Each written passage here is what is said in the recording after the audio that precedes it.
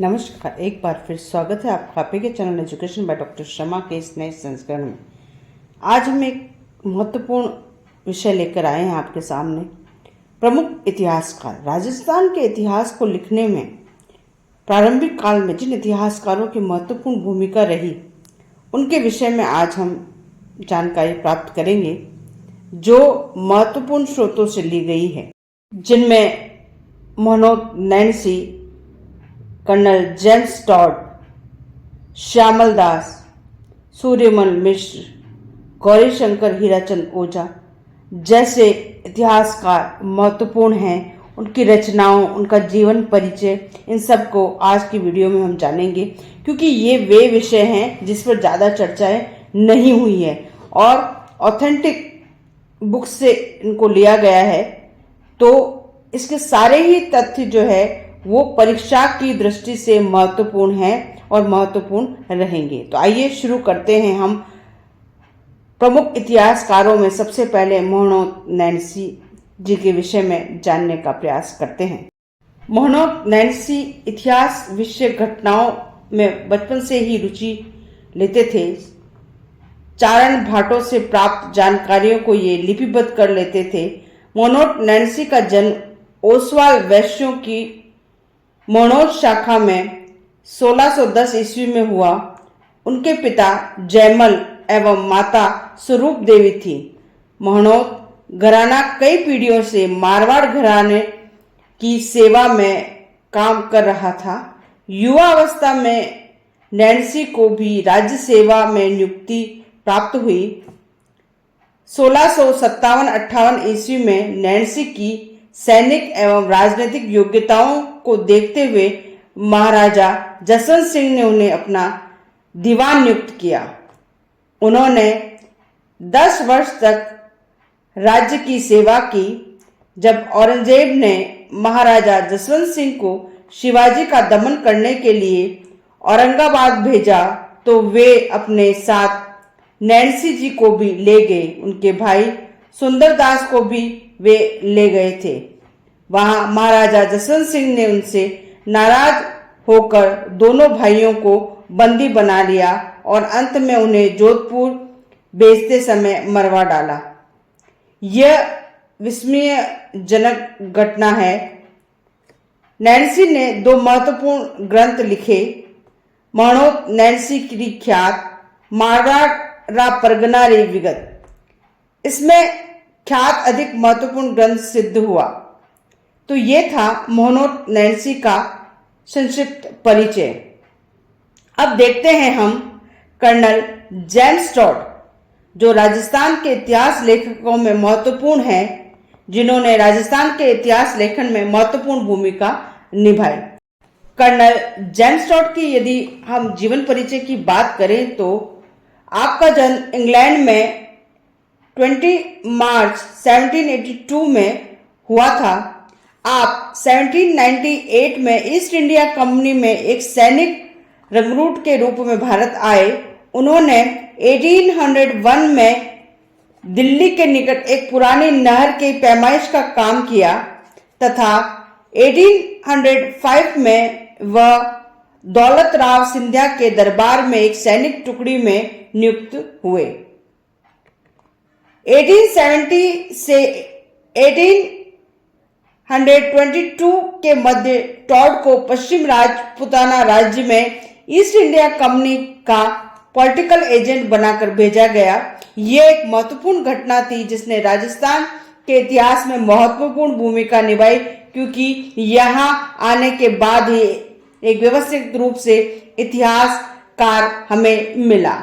इस अवधि में टॉड ने वहां की ऐतिहासिक घटनाओं का विशद जानकारी एकत्रित की। उसे राजपूत शासकों से इतना अधिक लगाव हो गया था कि उसके अधिकारियों को भी उसकी स्वामी भक्ति पर संदेह उत्पन्न होने लगा था। उन्हें 1822 में स्वास्थ्य के आधार पर त्यागपत्र देना पड़ा। तत्पश्चात टॉड इंग्लैंड चले गए और 1829 में उनके प्रसिद्ध ग्रंथ annuls and antiquity of Rajasthan का प्रथम खंड तथा 1832 में इसका द्वितीय खंड प्रकाशित हुआ। पश्चिमी भारत की यात्रा नामक ग्रंथ उनकी मृत्यु 1835 के बाद 1839 में प्रकाशित हुआ। टॉड द्वारा रचित एनल्स राजस्थान के राजपूताना के विषय में जानने का विश्वकोश माना जाता है। एनल्स के प्रथम खंड में राजपूताना की भौगोलिक स्थिति, राजपूतों की वंशावली, सामंत व्यवस्था और वीर भूमि मेवाड़ का इतिहास की जानकारी मिलती है। द्वितीय खंड में मारवाड़, बीकानेर, जैसलमेर, आमेर और हाड़ौती के राज्य का इतिहास अंकित है। पश्चिमी भारत की यात्रा नामक ग्रंथ में भ्रमण करते समय व्यक्तिगत अनुभवों के साथ साथ राजपूती परंपरा, अंधविश्वासों, आदिवासियों के जीवन, मंदिरों, मूर्तियों, पूजा पाठ, अहमदाबाद, बड़ौदा का इतिहास भी उन्होंने लिखा। एक विदेशी होते हुए भी उन्होंने राजपूतानी समाज के विषय में महत्वपूर्ण विवरण दिया जो ऐतिहासिक रूप से महत्वपूर्ण है। टॉड की मान्यता थी कि राजस्थान में कोई छोटा सा राज्य भी ऐसा नहीं है जिसमें थर्मोपोलिस जैसी रणभूमि न हो और शायद ही कोई ऐसा नगर मिले जहां पर लियोनिडस जैसे वीर पुरुष पैदा न हुए हों। टॉड का ग्रंथ इतना महत्वपूर्ण होते हुए भी दोषयुक्त है। उसने राजपूत जाति के विषय में अपूर्ण विवरण दिया है। यह वैज्ञानिक पद्धति द्वारा लिखा गया ग्रंथ नहीं माना जाता। संभवतः राजस्थान के इतिहास से संबंधित टॉड को इतनी सामग्री उपलब्ध नहीं हो पाई जितनी कि उन्हें होनी चाहिए थी और इस वजह से शायद वे विशुद्ध इतिहास नहीं लिख पाए। वे संस्कृत, प्राकृत, अरबी, फारसी भाषाओं के जानकार नहीं थे। उस समय वह अनुवादों पर निर्भर थे। अनुवादों की त्रुटियों का समावेश भी उनकी लेखनी को दोषपूर्ण बनाता है। फिर भी कर्नल जेम्स टॉड को राजस्थान के इतिहास लेखन के एक महत्वपूर्ण इतिहासकार के रूप में पहचाना जाता है और उनका योगदान कभी नहीं भूला जा सकता।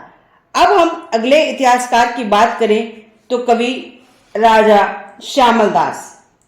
महामहोपाध्याय कवि राजा श्यामल दास का जन्म मेवाड़ के ढोलकिया गांव में 1838 ईस्वी में हुआ। उन्हें मेवाड़ के महाराणा शंभू सिंह ने राज्य का इतिहासकार नियुक्त किया। उन्हें इतिहास लेखन का दायित्व सौंपा गया। इस हेतु महाराणा ने उन्हें एक पृथक विभाग स्थापित करने की अनुमति दी तथा 2 अन्य सहायकों को भी उनके साथ नियुक्त किया। इस विभाग में उपलब्ध ऐतिहासिक सामग्री की सहायता से श्यामल दास ने 1871 में वीर विनोद जैसे एक ऐतिहासिक ग्रंथ की रचना कर डाली जो 1885 ईस्वी के आसपास छपकर तैयार हुआ। 2 खंडों में विभाजित ये ग्रंथ 2684 पृष्ठों का विशाल ग्रंथ है जिसे लिखने में उन्हें 15 वर्ष लग गए।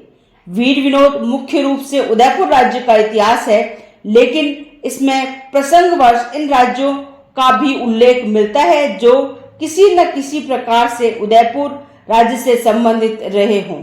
इस प्रकार से ये ग्रंथ राजस्थान का संपूर्ण इतिहास प्रस्तुत करता है।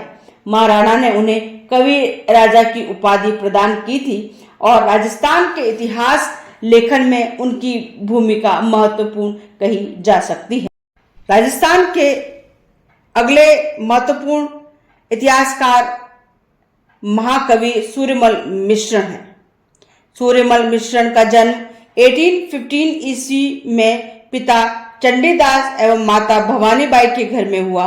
चंडीदान बूंदी नरेश महाराजा राम सिंह के आश्रित कवि थे। अपने पिता के पश्चात सूर्यमल मिश्रण ने महाराज राम सिंह के दरबार में कवि के रूप में प्रसिद्धि प्राप्त की। उन्होंने वंश भास्कर, वीर सत्से, बलवद्वाल्स, छंदोमूल, सती रासो आदि ग्रंथों की रचना की। महाराज की आज्ञा अनुसार 1814 में वंश भास्कर लिखना प्रारंभ हुआ, लेकिन किन्हीं कारणों से 1856 ईस्वी में लेखन कार्य बंद कर देना पड़ा। तत्पश्चात उनके दत्तक पुत्र मुरारी दान ने इस ग्रंथ को पूर्ण किया। ये मूल ग्रंथ 2500 पृष्ठों का है। सूर्यमल मिश्र ने बूंदी का इतिहास लेखन प्रारंभ किया था, लेकिन वंश भास्कर में राजपूताना का ही नहीं अपितु उत्तरी भारत के संपूर्ण इतिहास को समाहित किया। उन्होंने राजनीतिक इतिहास के साथ साथ वंश भास्कर में सामाजिक और सांस्कृतिक विवरण भी विस्तार पूर्वक मिलता है, जो राजस्थान के सामाजिक और सांस्कृतिक परिप्रेक्ष्य को जानने का महत्वपूर्ण स्रोत है। अब अगले इतिहासकार गौरीशंकर हीराचंद ओझा।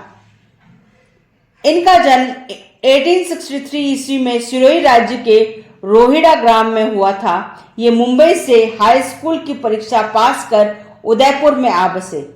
उदयपुर में अंग्रेजी रेजिमेंट ने उन्हें एक संग्रहालय के निर्माण का कार्य सौंपा। इसके पश्चात वे अजमेर में राजस्थान के रेजिडेंस के संपर्क में आए। अर्शकिन नाम के रेजिडेंट ने 1908 में उन्हें अजमेर बुलाकर राजस्थान म्यूजियम का क्यूरेटर बना दिया। ओझा जी ने 30 वर्ष तक इस पद पर कार्य किया। ओझा जी द्वारा रचित सिरोही राज्य का इतिहास 1911 ईस्वी में प्रकाशित हुआ। उसके बाद उन्होंने उदयपुर, डूंगरपुर, बांसवाड़ा, प्रतापगढ़ के गुहिल, सिसोदिया राज्यों का इतिहास भी लिखा। उनके पश्चात बीकानेर राज्य का इतिहास लिखा गया। फिर उन्होंने जोधपुर राज्य का इतिहास लिखना प्रारंभ किया। उनकी 2 जिल्द ही प्रकाशित हो पाई। यद्यपि उनके द्वारा राजस्थान के संपूर्ण राज्य के इतिहास ग्रंथ नहीं लिखे गए, लेकिन उन्हें पूर्ण राजस्थान का इतिहासकार कहा जा सकता है। ओझा की पुरातत्ववेत्ता भी थे।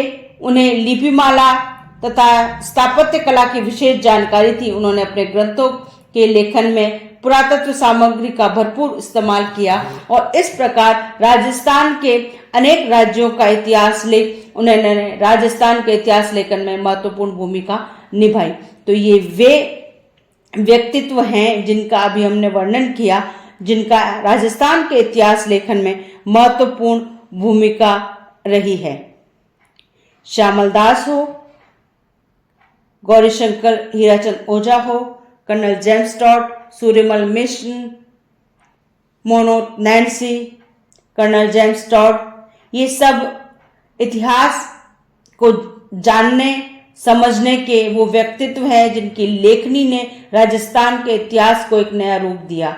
शायद राजस्थान का ये गौरवपूर्ण इतिहास कहीं गुम हो जाता। आपकी लेखनी ने इनको लिपिबद्ध कर आज हमारे सामने इस तरह प्रस्तुत किया है कि मानो हम उसका सजीव चित्रण देख रहे हों। आपको आज का वीडियो कैसा लगा कमेंट्स करके अवश्य बताइएगा। अपने मित्रों के साथ शेयर कीजिएगा और यदि चैनल को सब्सक्राइब नहीं किया है तो चैनल को सब्सक्राइब कीजिएगा। फिर मिलते हैं ऐसे ही एक रोचक वीडियो के साथ। तब तक के लिए अनुमति दीजिए। डॉक्टर शमा को शुक्रिया, धन्यवाद।